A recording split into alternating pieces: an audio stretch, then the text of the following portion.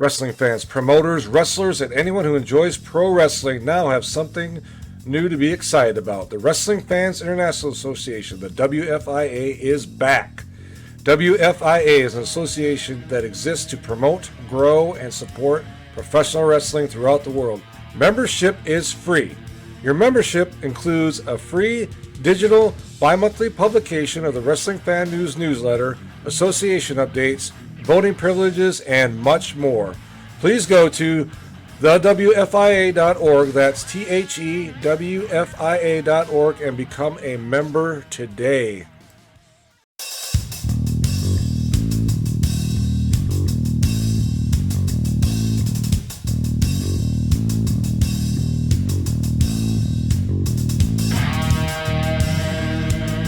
Thank you for joining another edition of Bumps and Thumps, the talk of wrestling. I'm Brian Ferguson. My guest today, I can't even describe it. Great guy, always frequent flyer here, true gentleman, historian of the great sport of professional wrestling.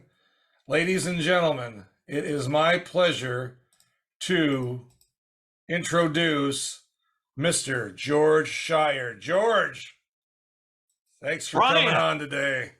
Mr. Brian Ferguson. Mr. George. I always told people, I said, my dad was Mr. George Schire. I was just George. Well, you know, it's good to be back, my friend. It's good to have you on. And today, I would like to talk about, and I'm sure the fans want to hear about, the territory, the Pacific Northwest. Wow. Okay. That is a, you don't hear about that too much, unfortunately. It was a prominent territory back in the day. A lot of wrestlers either started there or made their way through there in the 60s, 70s, and 80s, in the early 80s. And since you're the true historian, if you will, of this profession. One of some. How's that? One of some. I would like to talk about so first we'll talk a bit about how this promotion territory kind of got up and some of its prominence. So let's talk about kind of the beginnings of the territory, if we could, George. Well, when you mention territory, if fans today, Brian, could just understand how unique it was. Today when we have basically one product, one promotion out there, I mean, there's a couple that are trying to always match it, hang on, but we really only have one big one. Yeah. When I was growing up, I mean, and I've alluded to this many times, we had 3 TV stations, every town did. And you had, usually if you were in a bigger territory, you had one station that would host their version of All-Star Wrestling under various names. It could be All-Star Wrestling, Championship Wrestling, Big Time Wrestling, whatever they called their programs. But those territories were so unique because each of them could have 20, 30 guys on their roster. And a lot of times, unless you bought a newsstand wrestling magazine, you never heard about some of these guys, when you lived in whatever territory you were in. Mm-hmm. Now, I breathed the AWA. And during, of course, the 50s when it was still NWA, but then into the 60s when it's AWA, 70s AWA, early 80s AWA. Man, we had a revolving door of a who's who of wrestlers that came to the territory. And the beauty of these territories was that a wrestler could come in, and I think fans have heard me say this. Generally speaking, you go into a territory for a year, year and a half, 2 years. You do your character, your gimmick, your shtick. You work yourself up the cards. You're in the main events. And eventually, it's going to be time to move on because either your character or your push or whatever got stale and there's some new blood coming in. And so it was really a revolving door. And when you have the United States divided into approximately 25, 26 territories, give or take at whatever time, there was always a place for these guys to go or a place for them to come from. And it was just entertaining, but we didn't know it because we just had our little window where if they told us that Vern Gagne and Mad Dog Vachon and the Crusher, they were the elite, okay, we believed them because we didn't see these other guys unless I say you bought a newsstand magazine, you might hear about somebody. But of these many territories, the Pacific Northwest, which encompasses like Oregon, Washington, Vancouver, and smaller towns all around, really was one of the most thriving territories. And I think when you mentioned some of the names, I think you're going to be surprised when some of these names that I'm going to pull out of my head here. You'd be surprised to know that many of the stars that I grew up with in the AWA, many of them got an early start or a push or were mainstays in the Pacific Northwest. And some of the later stars from the 70s and into the 80s were big stars, names in the Pacific Northwest. It was a territory that was run by a guy named Don Owen. He was the promoter. And you're going to hear this from various guys, Brian, as you talk to them that worked for Don Owen. You're going to hear him say that, you know, he was always a good pay guy. Basically meaning that when a wrestler went up there and worked for Don, whatever they agreed on for pay, Don kept his word.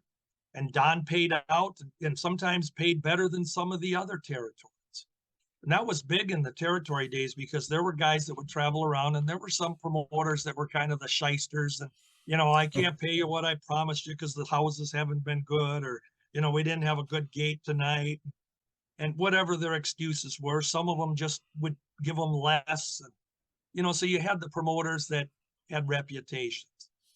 And Don Owen, he was one of those guys that, like I say, if you can list 10, 15, 20, 30, 40 wrestlers of that era, most of them will tell you, boy, if they worked for Don Owen, it was a good time, good payday. They had a good run there. And I think that's something to be proud of because it's an elite group when we're talking about promoters. Don Owen, you'll hear his name mentioned with Sam Muchnick. You'll hear it mentioned with Vern Gagne, Wally Carbo. And I mean, I do want to say when I say Vern Gagne, Wally Carbo, because we know that in the end of the AWA, things weren't like they were 5, 10, 15, 20 years earlier, okay? Right. But Vern was always respected. And then you had, as I mentioned, Sam Muchnick, Paul Bosch in Houston, always considered a good payment. Eddie Graham was always good in Florida. So, and Roy Schire, always, for most part, the guys always enjoyed going to work for Schire out in California. And so Don Owen had that going for him. And he seemed to be able to harvest a lot of young talent and bring it to the territory. And he also seemed to have talent that, like most territories, had mainstays that the guys the territory could kind of be built around over the years. Yeah. And, you know, when I say the mainstays for AWA fans, you know, it was Crusher, Vern, Hennig, Mad Dog, Bockwinkel, maybe Bobby Heenan you throw in there. But all of the people that came in eventually ended up in programs with those mainstays. They lived here, or not necessarily lived here, but they were the stars. So Pacific Northwest. I think the Pacific Northwest with Don Owens really got flourishing around the later 50s, 57-ish, and Don took over. He established his own championships in that part of the country. They were a member of the National Wrestling Alliance, but he had Pacific Northwest Championship Did you ever wonder what could have been with the AWA had things gone differently? Had their fortunes gone differently? Had certain wrestlers not left and perhaps more money would have been at the disposal of the Gagnes? Well, wonder no further. You can go to Brad Drake's YouTube channel and experience the 1987 Supermod for yourself, as Brad Drake starts off in May 1987 along with Greg Gagne, Baron von Raschke, Vern Gagne himself, Nick Bockwinkel, Larry Zbyszko, Kurt Hennig, and a slew of others as he plays and saves the AWA. And it was a long-running title that, was one of the highlights of his cards. And then he also had the big tag team area. They had the Pacific Coast, or not Pacific Coast, the Pacific Northwest Tag Team Championship, usually with the NWA in front of it. But some of the names that go through there, Don Owens, you might have heard this. Maybe it has been told. He was the one that gave Mad Dog Vachon the name Mad Dog. And Mad Dog had come up from Hawaii, wrestling in Hawaii. Maurice Vachon had come up to work in the Pacific Northwest. And Maurice had been not really going anywhere special in the business. I mean, he was Maurice Vachon out of Canada. But he went up to work with Don Owen, and he was kind of testing the waters as to be a heel. And he was in a particular match on television, on their version of whatever they called their program. I don't recall what the wrestling program was called. But Maurice kind of went nuts on an opponent, and he was poking the guy in the eyes and scratching his back and, kind of stomping on him. And Don Owen was doing commentary, and he made the comment, and it was, from all accounts, it appears it was just a comment that came off his lips. He made something to the effect of, Maurice Vachon is acting like a mad dog in the ring today. Something to that effect. And of course, Mad Dog Vachon was created. And Maurice was never around after that. And that's where it started. And that was around 1962, 63, where Mad Dog Vachon came around. Now, Mad Dog held the, I mentioned the Pacific Northwest title. Mm-hmm. Mad Dog held that championship a few times in the 60s. So he was kind of their top dog, no pun intended. Well, I guess it could be intended what they had. Yeah. But some of the other guys in the 60s that, even the later 50s, but in the 60s, a younger rookie, maybe, what was he, in the early 60s? He'd have been about 9 years into the business, was a guy named Nick Bockwinkel, a babyface. And Nick Bockwinkel was, I believe, a two-time Pacific Northwest champion. So he got a decent push there. He was like the top babyface. And as I mentioned, Mad Dog, there was a mask guy there that held the singles title by the name of The Destroyer. And that was our buddy Dick Beyer, who in the 60s had a Pacific Northwest championship run twice. He won the title. And I would also point out that, like, just talking about Nick and Destroyer, they also both held with partners the Pacific Northwest Tag Team title. Mm-hmm. Destroyer held it with Don Manukian. Nick Bockwinkel held it with a guy named, at the time, the guy he teamed with was named Buddy Marino. Buddy Marino was actually a few other names in the business, one of them being Omar Negro, who was teamed with his brother, Cyclone Negro. And I think Buddy had another name too. Omar Atlas. Yeah, Omar Atlas. So if you see that name, that was Buddy Marino. But he was a youngster that Nick had kind of taken under his wing at that time. So that was a star. And Buddy went on to some good success in Central States and in Florida. and other territories. Trying to think of some other names. Pat Patterson. Pat Patterson got a lot of his early run. He was out on the Pacific Coast in San Francisco, Yeah. and he was up Yep. in Canada.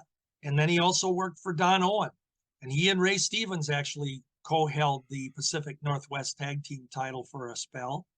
And of course, Ray being a little bit more of a veteran at that point than Pat. But they had a good run there. Pat held the Pacific Northwest Championship 4 times.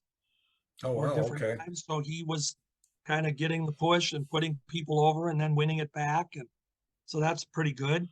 Hey everyone, this is Brian Ferguson. Fans of the AWA, you are in for a real treat. My friend Joyce Poston has just released her book titled My Ringside Seat to the AWA.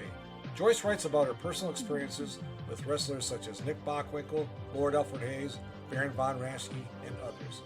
Joyce also has published many photos from her collection that you will not see anywhere else. Order today by email at joyce.poston@gmail.com. Payment is through PayPal.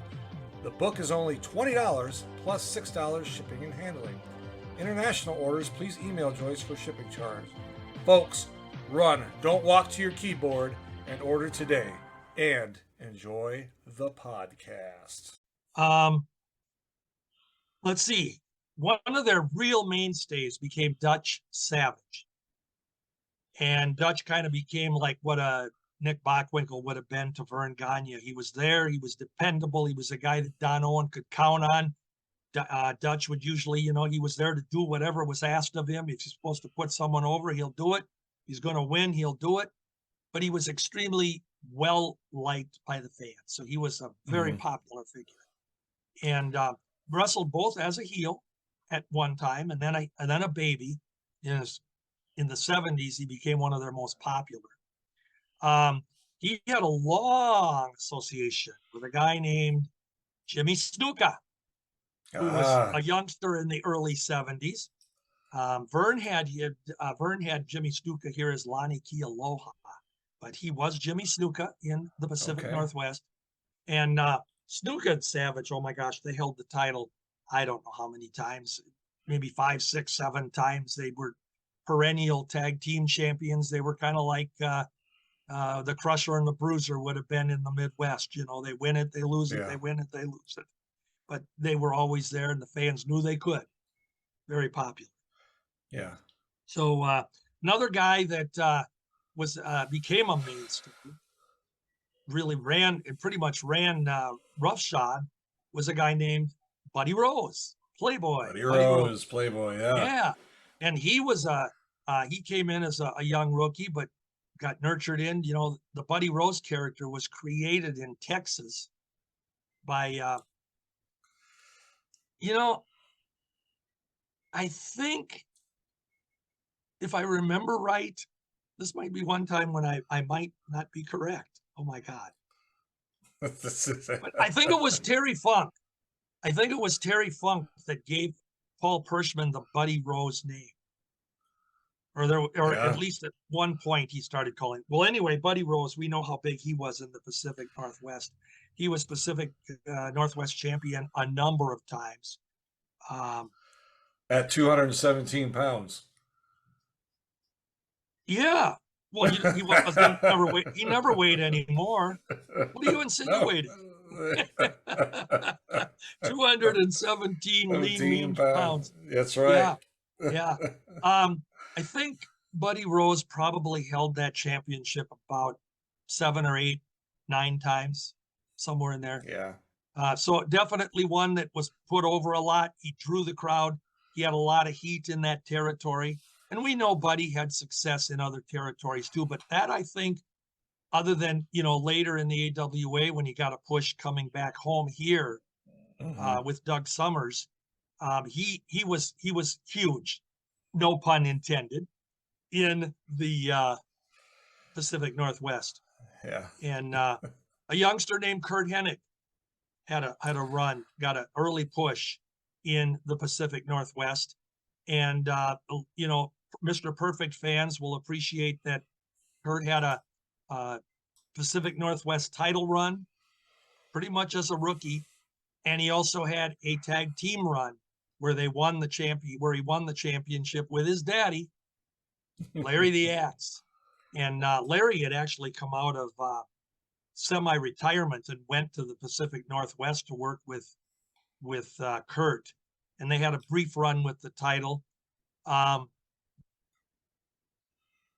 think it was Kurt and Larry won the title from I think it was Buddy Rose and Rip Oliver, who was a blonde heel there, real good over guy.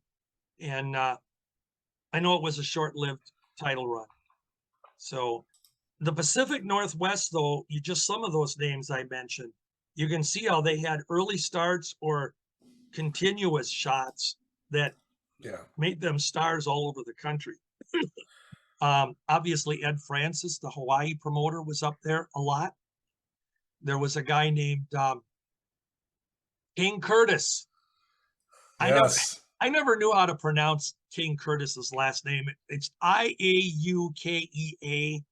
I don't know if it was Iaukea or Iakea or something. I know I'm close, but if I'm mispronouncing it, folks, give me a break. But he was a star there. A guy that you and I have talked about had a couple time run, maybe 2 or 3 times with the Pacific Northwest title. He was under a mask by the name of the Grappler. Len Denton, depending on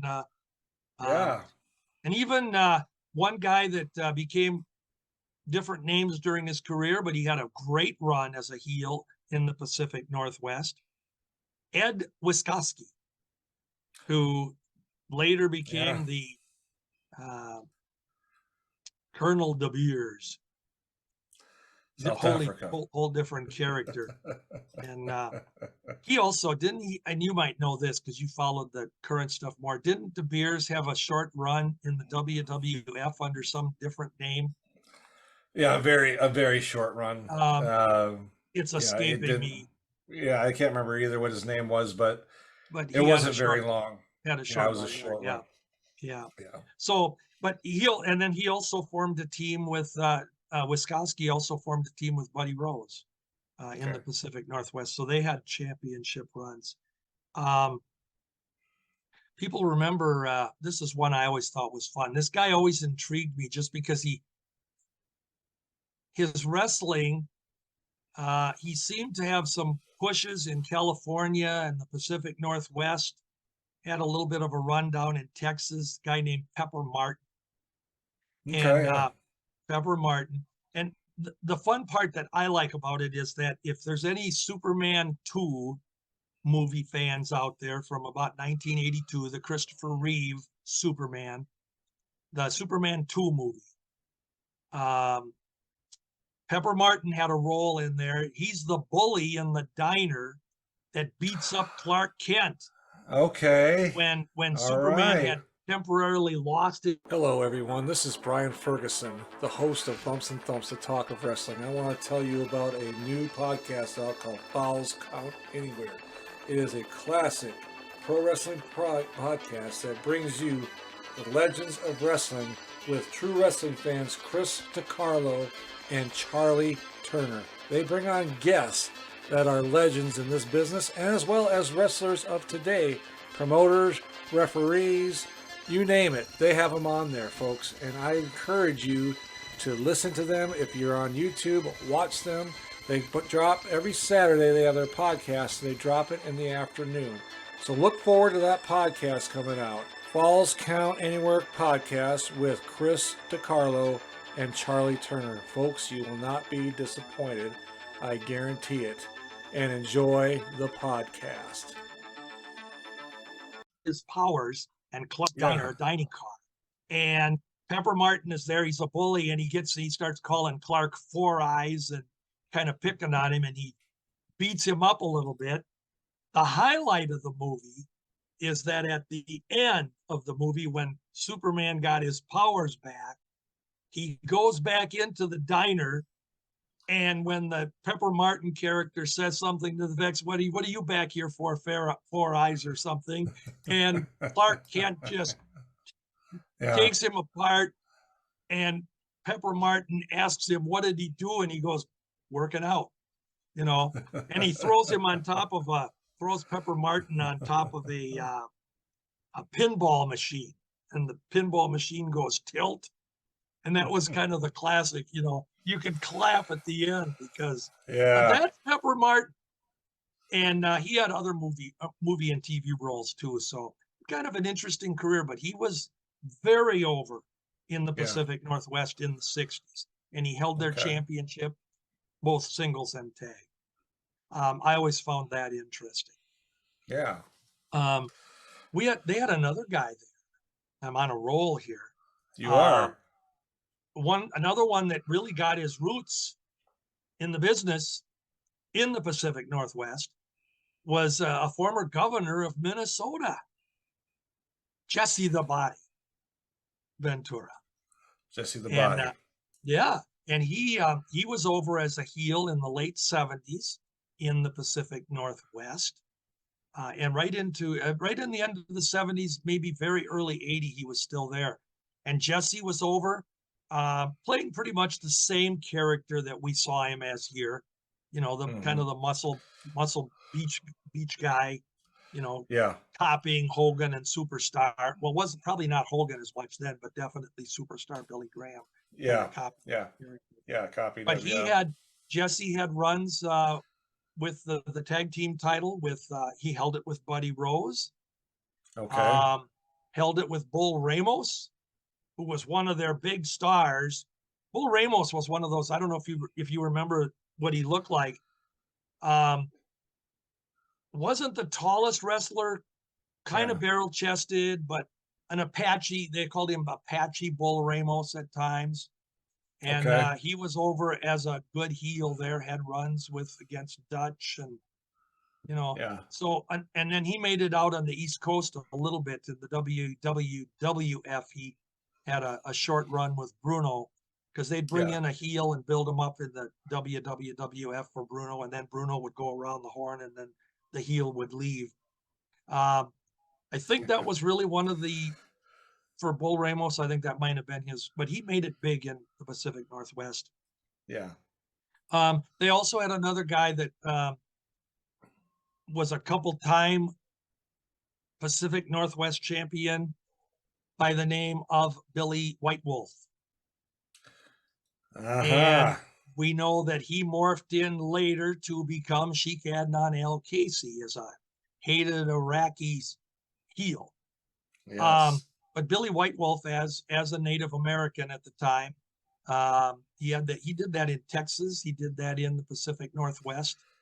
And he and Mad Dog Vachon, as Billy White Wolf, he and Mad Dog also exchanged the Pacific Northwest Heavyweight Championship.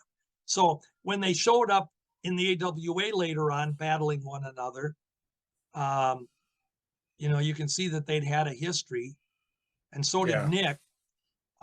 Nick Bockwinkel, while he was in the Pacific Northwest and when he was in Hawaii, he and Billy White Wolf were actually roommates on the road. Oh, wow. And we know later that Nick and Sheik had feuded here in the AWA. So it's a little one of those inside things, but they traveled together a little bit while they were in the Hawaii and Pacific Northwest area. So kind of giving you a feel there for some of them. Yeah. Now I'll let you. I was going to say, I've heard about Roddy Piper. Oh yeah. That's some really strong roots there in the Pacific Northwest, and how he really developed there. Then, he went, Mid-Atlantic and all that, Georgia, but he really got his big break in Portland. And then I've heard a story to where when Kurt Hennig was the AWA world champion, he went to the Pacific Northwest Territory and as a favor to Don. I think you might have told this story. I can't remember. I don't recall that I've told it, but I know it. but he did him a favor, Yeah. uh, with the AWA World Title. Didn't ask Vern or anybody. He just went and did it. Yeah. And then Well, I don't know if that's true, but that's what I've heard. no, I have no doubt that it was true because, one of the things that I pointed out earlier is that Don Owen had that reputation, Brian, where the guys like to work for him because Don was fair. If, like I said, if Don told you were going to get paid X dollars, you got paid X dollars. There was no excuse. There was no I can't or I couldn't or this happened, that happened. And Don was good to his word. He told the boys what he was going to do with them, for them, as far as their push or lack thereof. And he was always fair with them. Most of the, Yeah. I've never, in fact, I shouldn't say most because I've never heard any wrestler speak ill of Don Owen. Yeah. Now, when you mention that Kurt Hennig thing, and I want to touch on, let's go back to Roddy Piper because, yeah, he definitely, when I was on trying to roll off at the top of my head here, different guys, I'd point out that Roddy was not always a heel that we remember him to be. He was a babyface in Portland, or I say Portland because that was kind of the headquarters of the Pacific Northwest. But again, it's Washington State, Oregon, and Vancouver, and all the surrounding small towns that they ran in. But Roddy Piper formed a team with a guy that we're all familiar with, Ricky Martel. And they were in the Pacific Northwest. So you see with the Pacific Northwest, when you look at the talent that I've rattled off to you, and I'm going to also throw in Gene Kaniski. He was big in the Pacific Northwest. He was also I believe he was part owner of the Vancouver promotion for a while. Gene was, so there were some ties there, but these guys were very loyal, and it was a place for them to go sometimes. Like they're coming from a territory before they go to their next big territory, they could go to the Pacific Northwest stomping grounds. And a lot of times when the boys would come, to go to Japan, AWA guys, when they were going to go to Japan, a lot of them would stop in Portland, pick up a payday, head down to Hawaii, pick up a payday, go to Japan for their 2 weeks or whatever the tour was, come back up into Hawaii, back up through Portland, come into Minneapolis, for example. And they would do that if they were going into Florida or wherever too. They'd, get a pit stop along the way. Now, I have told this story. I had mentioned to you how Mad Dog got the name from Don Owen. Yes. And Don Owen always took care of Mad Dog. I mean, if Mad Dog wanted to pick up a payday, he could call up Don and go in. And of course, Mad Dog was over. I mean, you talk about in his heyday, in his heel days, this guy would scare the skin off you. And so you talk about a favor. And this I have told before, but I think it's interesting in this respect. Don Owen had a tag team that he was working to get over, a couple of Germans, Kurt and Karl von Steiger. And Steiger or Steiger. I don't know how they pronounce it. I think it's Steiger, Steiger. I always said Steiger. And I don't recall that I've ever actually heard him introduced, but so I go with von Steiger. But anyway, Kurt and Karl von Steiger. And they were his, like Don Owen's top team at the point. Well, in February of 1971, Vern Gagne's tag team champions, AWA champions, were Mad Dog and Butcher Vachon. And the Vachons were going over to defend the tag team title. It was one of Vern's deals he worked out with Baba in Japan, Shohei Baba. And the Vachons were going over to Japan for one of their 8-week American tours that they did. And on the way there, Mad Dog and Butcher stopped in Portland. And as a favor to Don Owen, Mad Dog, he just worked out his little deal. He agreed that he and Butcher would put the Von Steigers over and let the Von Steigers win. And the Von Steigers are reported to have won the AWA tag team title. The Vachons, that it was a one-match thing.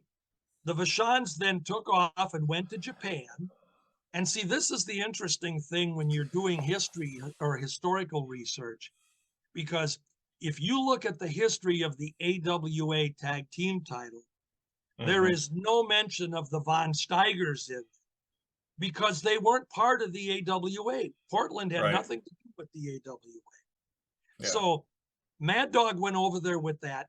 Don Owens for 2 weeks, and I've got results that show the Von Steigers defending the AWA World Tag Team title in whatever cities they're in the Pacific Northwest. Yeah. But the irony of it is that in Japan, the Vachons are recognized as AWA World Tag Team Champions. Now, in kayfabe, you got to remember 71. Kayfabe, the 99% of the fans never knew this. The promoters could get away with this, and it worked. So the Von Steigers got over huge because they had won the title. And then when the Vachons came back home, coming to Minneapolis, they stopped back over in March, the first week or whatever it was, it was a month later in March. Yeah. And they had another rematch. You know, we want a rematch with the Von Steigers. We want to get our title back. Yeah. And the Von Steigers lost it back to them. Mad Dog and Butcher come home. Now, this is interesting, and I know this for fact. Vern got wind of the fact that Mad Dog had worked out this supposed title change, and Vern got irritated. It's like, what the hell are you doing? Mad Dog says he got really ticked at me. And Mad Dog says, nobody knows it. You know, it was kayfabe. I mean, nobody ever knew it. You know, they just came back from Japan. Yeah. And, but yeah, that was a favor done by Mad Dog. And Mad Dog, I actually had this story told to me by Mad Dog one time when we were chatting at Cauliflower. Okay. Mad Dog says, you know, I just wanted to do a favor, in his Mad Dog voice, no less, you know, because he had that voice that was real. But he says, you know, I just wanted to do a favor for Don Owen. Yeah. And they did. But Vern got ticked. So that's one of those weird things where favors were done. It didn't hurt anybody.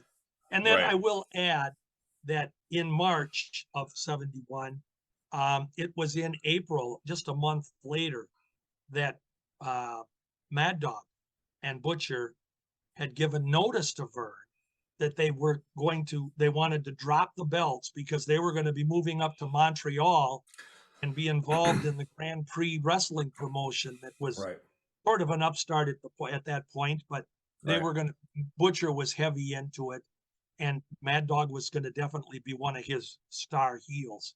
So that ventured off. And then we know that, you know, Vern took the title off of the Vachons in May 15th of 71 and put it on Red Bastien and Hercules Cortez. And that's how that went about. Yeah. So that's how it happened with the Vachons. And I mentioned Red Bastien. I would point out that very early in his career, and this would be back like close to the end of the 50s, Red Bastien was still in his rookie years, and he held the Pacific Northwest Junior Heavyweight Championship. So he had some early roots in the Pacific Northwest as well. Very interesting territory. Yeah, it is. Sounds like it.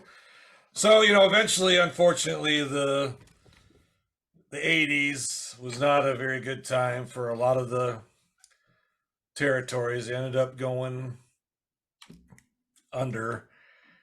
I think Don was one of the last ones, if I remember correctly. I know he was because Henning did him a favor, and that was 87. Yeah, it was like 86 or He did him a favor with but, you know,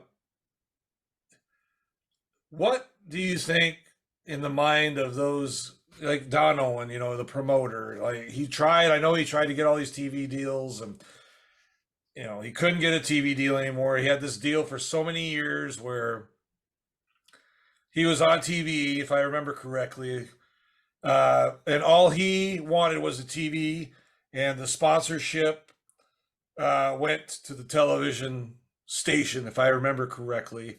Yeah. He just wanted the TV spot. That was their deal for like 25 years or something like that. Yeah. And then, of course, McMahon came in, offered the station, I'm going to give you X dollars, and you can keep your sponsorship. And he was, unfortunately, he was finished. Well, you have to realize that, again, now we're pushing into that later 80s, getting close to the early 1990, etc. And if you look at the history books, and we've talked about this now on a few podcasts, because it is 40 years now, this past December, that as I call it, Vince McMahon fired the first bullet in the national expansion attempt, when he took Hulk Hogan, when he took Gene Okerlund, when he took Jesse Ventura, when he took David Schultz. Those were his first entrees. And then he started to go around to the various territories. And he was, the thing was, Brian, is you just hit on it. He was going into these territories and paying TV stations to not run the local promotion. And Don Owen had actually went for a short time. When you were talking that, I was trying to think, I can't remember. In the Twin Cities in like 1983, 84, we didn't yet have a lot of cable accessibility. It was still in its infancy, cable television. But we had a station that popped up. It was Channel 29. We normally had the 4, 5, 9, and 11 were our 4 channels. Yeah. And we had public television, Channel 2, but the 4 primaries. And then we had this Channel 29 that showed up, and it was one of those stations, you'll probably know the name, but we had to go out and get a special antenna to put on the TV to pick it up. And it was a Twin Cities station. And God, it just bugs me because I had to do it to get Channel 29. They were doing reruns and stuff. But anyway, that's what Don Owen ended up having to do, go on sort of the antenna TV type thing. But again, if you look at guys like Buddy Rose, let's use him. What a big star he was for Don Owen. You go to the WrestleMania 1985, the first WrestleMania. Well, who was in the opening match on that card? People don't know that it was Buddy Rose, but there was a masked wrestler on that opening match. That's right. Yeah, that's right. I forget what he was called. I don't even remember. But it was Buddy Rose. What Vince did, and the Pacific Northwest being the vibrant territory that it was, and so accessible to so many wrestlers and talent through the years, Vince would take these guys. He took Piper, he took Rose, we know eventually later on he took Kurt Hennig. But these were guys that were the feeder system. We know we got Superfly Snuka out of it, and he was like a god at the time in Pacific Northwest. If I say Portland, anytime folks listening, we know what you're talking about. The whole thing, and it's like when I say Minneapolis, I know it's AWA. Snuka was another one, and that's what Vince did. And as you broke down the territories, we know by the time we got to the mid 90s, it was all but over. Yeah, it really was. That Vince had just drained them all slowly with all of their versions of a Hulk Hogan, whoever it was. He went to Mid-South, pulled out the Junkyard Dog, captured Ted DiBiase, who was over in the South, but he made him the $1 Million Man. He took, he got the Freebirds. Yeah. Vince just kept pulling. And it isn't that he wanted these guys or needed these guys, but he did it because I've had, which brings up a very good point. I've had people say, well, back in the 80s, I saw so and so working for Vince and he was doing jobs. Rene Goulet comes to mind. Yeah. Well, Rene Goulet went in and yeah, he jobbed, he put everybody over. But Rene Goulet was getting paid good money. Yeah. But Vince took him from both Bruiser, Indianapolis group, and Vern, Minneapolis. He took him from us. And it was all of this where it was more Vince wanted to be king of the hill. And it worked. And it is, what it is. But that's what happened to Dono. And eventually, when you can't have TV, when you can't promote your weekly or monthly, bi-weekly cards via that TV outlet, and you can't depend on your talent to be, eventually, sadly, if you looked at the Pacific Northwest by the time 1990 came around, they had people on their cards that they were promoting, and people are going, who? I look at the AWA for the past, I think the last 2 years were just pathetic. You've heard me say this. It was so sad to watch it. You had guys that were main eventing that like 5 years earlier would have been an opener at best. Yeah. And now they're trying to put them over as the second coming of God, Yeah. So that's what Don Owen fell upon too. And eventually it's just, I can't do this anymore. Yeah. And Vince wins another territory. One more person that we haven't mentioned. Wow. Billy Jack Haynes. Oh yeah. Yep. He was big in the Pacific Northwest. Yep. He got a push in the NWA for a little while. Then he got a little push in the WWF, and then he kind of fell to the wayside. But he was big in Portland. I do remember that. I mean, I didn't watch a lot of Portland. I got it once in a while because I lived in Wisconsin back then when I was a kid. But Billy Jack Haynes was a big name for Portland as well. I just wanted to throw that out there because I know in the comments after this comes out, they're going to say, "Well, what about Billy Jack Haynes?" Because he was a big star in Portland for sure. Yeah, there's no doubt that for a couple of years there, he was like in the 80s, the early 80s, mid 80s maybe. He was their one of their really big baby faces. Right. Over with, obviously over, they would tell you he's over with the ladies and the good looks, and he had the build. He was a good looking young man. And like he went to the WWF, but again, they were using him as fodder, and how he fell out of the, again, Brian, the key thing is that so many wrestlers eventually, because there was no place to go. As we got into we were working through the 90s and you get into the 2000s, any of those guys that were still left over and may have had a little bit of gas in the tank yet to draw money, they weren't doing it because there wasn't any place to go. Right. Exactly. And so, I tell this to people, I say, Vince McMahon, the WWFE now, it looks glitzier, it looks bigger, it's promoted, all the pyrotechnics and the fireworks, and it's so much broader based, but they only have 200 guys that they rotate around between their two shows and at any given time, and some of them are under contract that don't even get used. One that comes to mind that I think got wasted is Curtis Axel. Yeah. He didn't have any place else to go, and Vince would keep him under contract, but he wouldn't use him or didn't know how to use him, which is rare because usually Vince come up with something.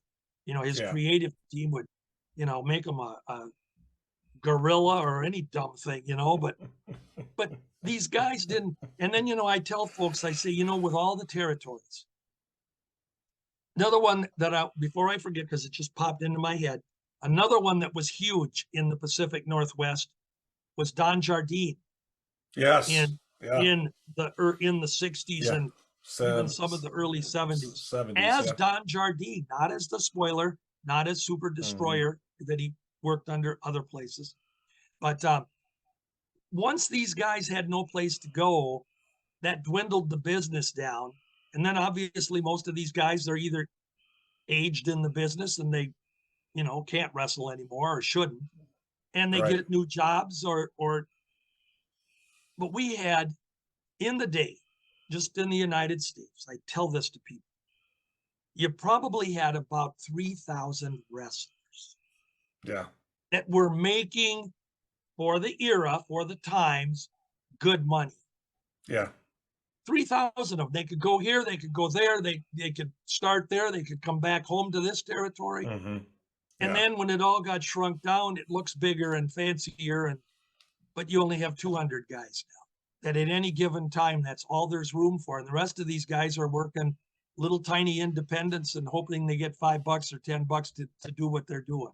And they're just happy to do it on Friday night and, work their day job digging holes somewhere in the sewers or whatever they're doing. I mean, that's what happened. Yeah, I know. Yeah.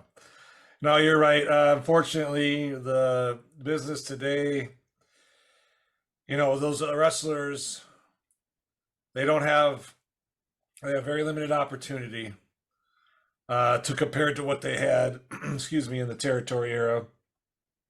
I hope someday, but that it would come back. I really do, but I just think, I don't think it will, but my God, I would love it if it did, just to have something for guys to fall back on. Once you leave the WWE or now AEW, and you can't go to either one for whatever reason, Yeah. you're gone.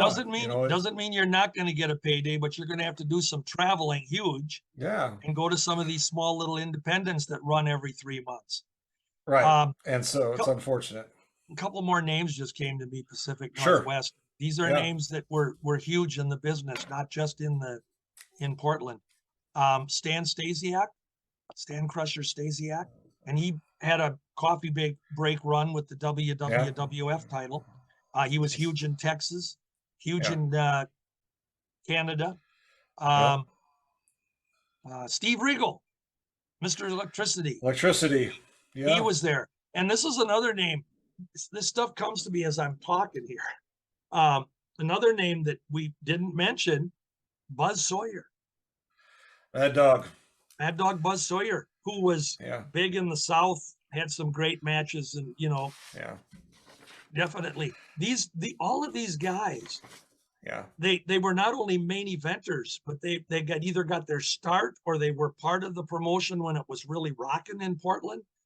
Yeah. Or they came in, at different times. Yeah. All right. Well, this has been a great conversation, a great piece. Portland, probably in my mind, probably one of the most underappreciated territories because it isn't talked about a lot. You hear about other ones, the Mid-Atlantic, Georgia, but you don't hear too much about Portland, unfortunately. And that was a big start for a lot of guys that we talked about. So, ladies Brian, and gentlemen, I was going to just say one of the things that I've really become aware of, even more so in the last year and a half, 2 years, is there's been kind of a paradigm shift. The age demographics has really changed again because right now, if a person started following wrestling in the early 80s and say they were, let's just say in 1980, they were 20 years old. Well, here we are 40 years later, they're approaching 60, and that's what they remember. And so now the 70s and the 60s and the 50s are really becoming a lost, and that's where the Portland area was huge in the 60s and 70s. And I said even earlier in the 50s, but that age demographics is so important because my age right now, I'm at the point where I almost can't talk to anybody because they only remember from 80, 85 going forward. Yeah. And, they're 55 years old now, but, I'm 102. So I don't have people to talk to anymore. Well, you can always come on and talk to me. It is a lost era that it is. Unless I stay alive and a few others like me who really want to keep those eras alive, eventually they're going to be forgotten, literally. Well, not as long as I run this podcast, I'm gonna get Well, as those long as on I'm there. breathing, they won't die, but Right. my That's right. audience is getting thinner. Okay. George, Mr. George Schire, thank you for coming on. Really appreciate it. Always love your insight. You're such a wealth of knowledge, and always love to have you on. So thank you for coming on today, talking about the Portland Pacific Northwest. It was one of territory. my Appreciate favorite it. territories. I Yeah. got a ton of programs. I used to get my programs from Dean Silverstone, who was a promoter and as well as a part of CAC. And he used to Okay. exchange programs with me, and great territory. Yeah. Thank you for having me on. No, my pleasure, folks. If you're watching, thank you. If you're listening, thank you. And if you haven't subscribed, please do so, and we will talk to you soon.